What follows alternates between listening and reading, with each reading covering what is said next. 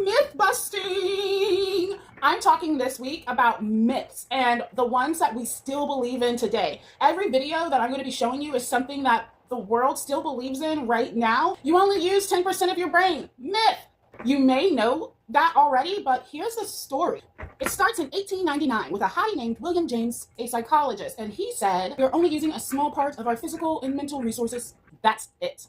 That's all he said. But somehow it ended up shaping the next 110 plus years of understanding. Much thanks to this guy, Lowell Thomas. Paraphrased William thought by saying, "The average person only develops 10% of their latent mental ability." And here's the kicker. He was the host of the first nationally broadcast radio news in the US. So when he said it, a lot of people heard it. Let's clear this up. He was not a scientist, he was not a psychologist, he was just a guy with a mic. And then conveniently timed neuroscience noticed that some neurons don't fire during specific tasks. They assumed, maybe part of the brain isn't active.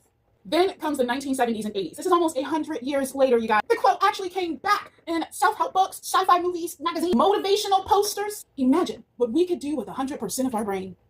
Yeah, imagine. We're doing it, homie. Okay, let's get back to the story. It worked. It stuck. Teachers said it. Speakers said it. Some of us, most of us, grew up believing that as if it was in our science textbook. But here's the twist. It never was. It wasn't until 2004, that this myth was publicly debunked in major science publications. Modern science shows that we use virtually every part of our brain, just maybe not at the same time. But the 10% myth, it's one of the most well-known myths in the world. It's one of those facts that were taught in school that wasn't actually in the textbook.